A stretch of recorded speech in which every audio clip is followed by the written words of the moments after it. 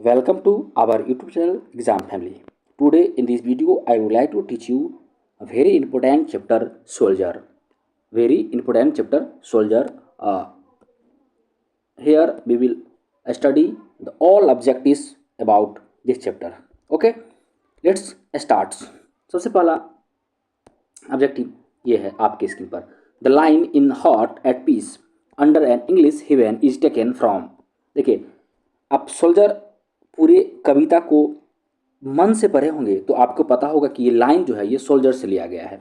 यहाँ तो चलिए मैं आपको चैप्टर करवा रहा हूँ सोल्जर, तो आपको पता होगा कि ये लाइन सोल्जर, या सीधे आप मारिएगा ऑप्शन बी राइट जवाब होगा। ठीक ना, यहाँ तो सही है, लेकिन यही क्वेश्चन अगर आपको एग्जाम में दे दे, ठीक ना, तो वहाँ पर आपको कन्फ्यूजन क्रिएट हो जाए, क्योंकि आपको अभी पता है कि चैप्टर है ये सोल्जर का है। ठीक ना, तो इसमें जो भी लाइन टेकन होगा वो सोल्जर का ही होगा, लेकिन जब एग्जाम में होगा तो थोड़ा प्रॉब्लम आ सकता है, इसलिए आप इसको बढ़िया से पढ़ लीजिए। ठीक ना, चलिए आगे बात करते हैं अगले ऑब्जेक्टिव की तरफ। ऑब्जेक्टिव नंबर 2 देखिए क्या कहता है, रूपर्ट ब्रूक प्रेज। प्रेज का मतलब होता है प्रशंसा करना। रूपर्ट ब्रूक एक सैनिक थे, एक सोल्जर थे, याद रखेंगे। रूपर्ट ब्रूक क्या थे, एक सोल्जर थे, एक सैनिक थे, और ये सैनिक कहाँ के थे, ये इंग्लैंड के सैनिक थे। कहाँ के, इंग्लैंड के ये सोल्जर थे, सिपाही थे, सैनिक थे। ठीक ना, तो वो इंग्लैंड के क्या कर रहे हैं, प्रशंसा करते हैं। कोई किसी भी देश का जो सैनिक होगा वो उसी देश का हमेशा प्रशंसा करता है। ठीक ना, तो इसका राइट जवाब होगा ए इंग्लैंड। बढ़ते हैं अगले प्रश्न की तरफ। चलिए अगला प्रश्न हमारा है the soldier is a dash. Soldier ये है क्या, देखिए ये सोल्जर जो होता है ये एक सोनेट है। क्या है, सोनेट। सोनेट किसको बोलते हैं, जो 14 लाइन वाली जो पोएम होती है, याद रखेंगे पोएम। ठीक ना, 14 लाइन वाली जो कविता होगी, 14 लाइन्स की जो पोएम होगी, उस पोएम को आप बोलिएगा सोनेट। क्या बोलिएगा, सोनेट। तो सोल्जर भी एक क्या है, एक सोनेट है। चलिए बढ़ते हैं अगले प्रश्न की ओर। प्रश्न नंबर 4 क्या कह रहा है समझेंगे। प्रश्न नंबर 4 कह रहा है soldier is dash poem. Soldier is a dash poem. देखिए सोल्जर क्या कैसी कविता है ये पूछ रहा है, तो सोल्जर एक देशभक्ति कविता है। कैसी कविता है, देशभक्ति। का राइट जवाब होगा सी पैट्रोटिक। पैट्रोटिक का मतलब है देशभक्ति। पैट्रोटिक का मतलब क्या होता है, देशभक्ति। तो सोल्जर जो है ये एक देशभक्ति कविता है। बढ़ते हैं अगले प्रश्न की ओर। प्रश्न नंबर 5। पूरा प्रश्न नहीं आ रहा है, थोड़ा जूम आउट कर लेते हैं। चलिए पूरा प्रश्न आ गया। चलिए तो प्रश्न क्या है, 5 नंबर का, तो the soldier is deals with. जो सोल्जर होते हैं, सैनिक होते हैं, डील्स विथ किस में डील कर रहे हैं अभी। ठीक ना, डील विथ मतलब कि किस में है, यानी फ्रांस के, रसिया के, स्कॉटलैंड के और इंग्लैंड के, कहाँ के सोल्जर की बात हो रही है। ठीक ना, तो चैप्टर ब्रिटिश के जो सैनिक है उनके द्वारा लिखा गया है, तो इसका राइट जवाब होगा डी इंग्लैंड। अगले प्रश्न की ओर बढ़ते हैं। चलिए प्रश्न है 6 नंबर, देखिएगा क्या है। प्रश्न 6 है, कहता है कि द टर्म्स कंक्लीड stand for dash in the soldier. कभी कहते हैं कि द टर्म्स कंक्लीड, कंक्लीड मतलब तो समाहित हो जाना। ठीक ना, stands for in the soldier. ठीक ना, किस चीज़ में समाहित होने की बात होता है, हिडन। हिडन कंक्लीट का मतलब हो यहाँ पर क्या होता है, हिडन होगा। कंक्लीट का मतलब तो उसी मिल जाना, समाहित हो जाना। हिडन का मतलब भी होता है वही।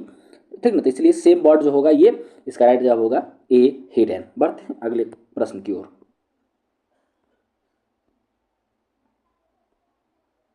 चलिए नेक्स्ट प्रश्न है हमारा, समझेंगे। नेक्स्ट प्रश्न कहता है अकॉर्डिंग टू द सोल्जर, केवल सैनिक के अनुसार, England has given her native her dash flower. ठीक, कवि के अनुसार, सोल्जर के अनुसार, जो इंग्लैंड है उसको दिया है हर नेटिव, उनके जो जन्मभूमि है वो उनको क्या दिया है, फ्लावर्स दिया है। फ्लावर्स डैश फ्लावर्स, इसको थोड़ा हल्का और करेंगे तो आपको क्लियर होगा। चलिए, इसको फ्लावर्स दिया है। ठीक ना, क्यों, तो फ्लावर चैप्टर पढ़े होंगे तो give a flower to love लिखा हुआ था, native give her flower to love. तो फ्लावर की जब ये बात होगी तो लव की बात होगी। क्या किसकी बात होगी, लव की। फ्लावर देकर के हम किसी से प्रेम कर सकते हैं, इसलिए यहाँ पर राइट जवाब होगा टू लव। बढ़ते हैं अगले प्रश्न की ओर। चलिए अगला प्रश्न हमारा क्या है देखेंगे, थोड़ा छोटा प्रश्न है इसलिए जूम कर लेते हैं। चलिए, who has compose the poem soldier. Soldier को कंपोज करने वाले कौन व्यक्ति है? कंपोज करने का मतलब राइटर मतलब लेखक सब जो है एक ही हैं, ठीक ना। तो कंपोज करने वाले जो थे लेखक जो थे वो है रूपर्ट ब्रूक। क्या थे? Rupert Brooke. इसका राइट जवाब होगा ए, रूपर्ट ब्रूक।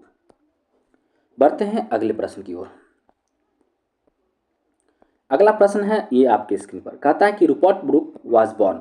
रूपर्ट ब्रूक का जो जन्म है कब हुआ था? तो 1887 आपको डेट याद होगा, ठीक ना। 1887 में याद होगा, 1887 में इनका जन्म हुआ था, ठीक ना।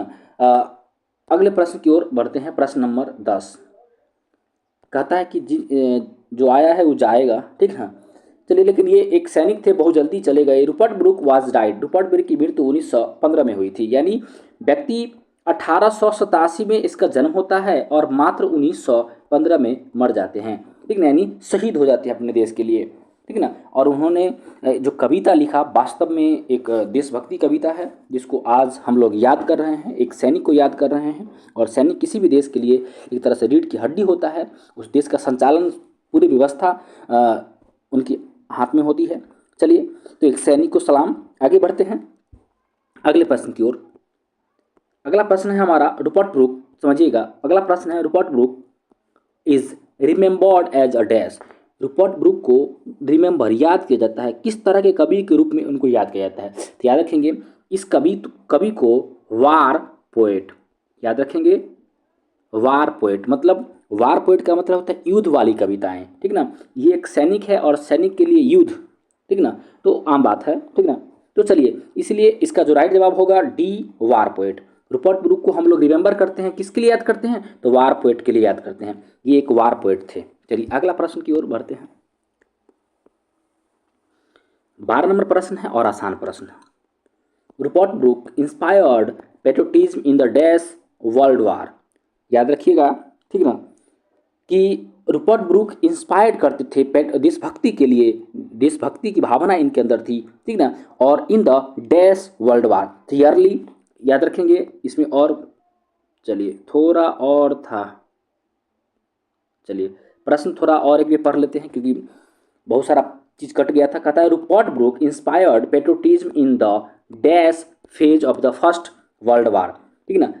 फर्स्ट वर्ल्ड वार जो हो रहा था उससे पहले ये अपनी देशभक्ति के कारण लोगों को इंस्पायर्ड कर दिए, ठीक ना। इसलिए ईयरली होगा। क्या? ईयरली मतलब वर्ल्ड वार से ईयरली, सवेरे पहले। चलिए, अगले प्रश्न की ओर बढ़ते हैं। छोटा प्रश्न है, थोड़ा जूम कर लेते हैं। चलिए, रूपर्ट ब्रूक कहता है Rupert Brooke was written the poem.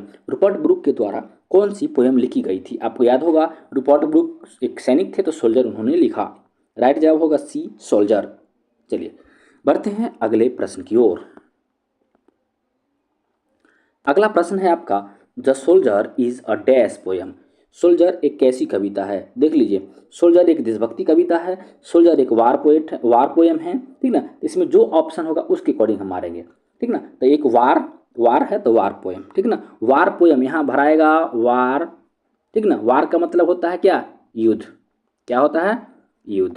याद रखेंगे, वार का मतलब होता है युद्ध। और सोल्जर थे, ठीक ना, इसलिए इन्होंने वार पोएट, इसको वार पोएट भी कहा जाता है, ठीक ना। वार पोएम इन्होंने लिखा। सोल्जर क्या है? एक वार पोएम। चलिए, लॉन्ग प्रश्न को थोड़ा जूम इन कर लेते हैं। बढ़ते हैं 15 number.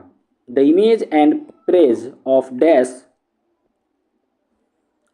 Dash run through both the stanza.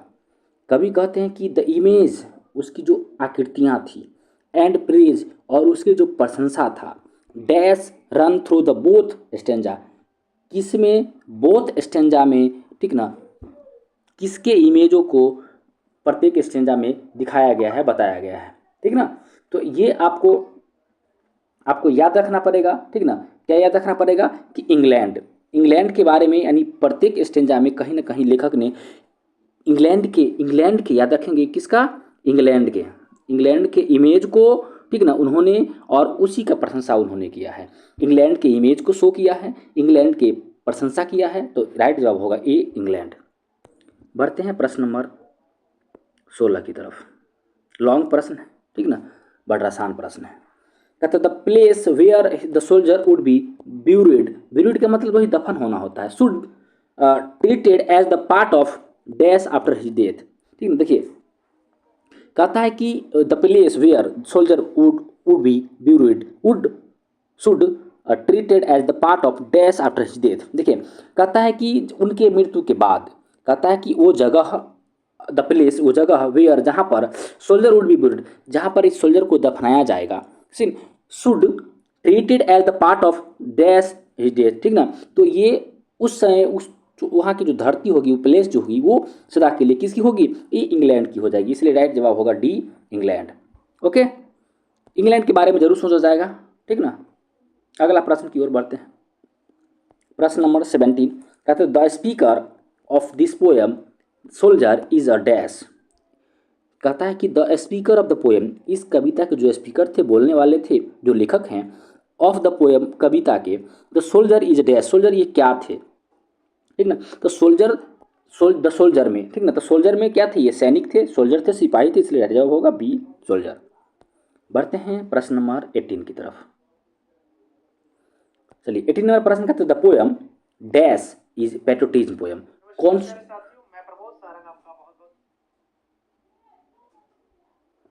चलिए, तो हम देख रहे थे कि कौन पर पोएट्री पोएम है। ठीक ना, तो कौन कविता हो जाएगा? आपको चारों में से याद रखेंगे, जो सोल्जर है, ठीक है ना, ये डी राइट जवाब होगा।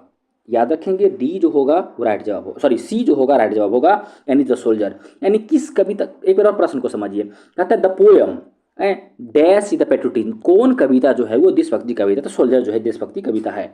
आगे बढ़िए प्रश्न नंबर 19। चलिए 19 में प्रश्न क्या कहता है समझेंगे।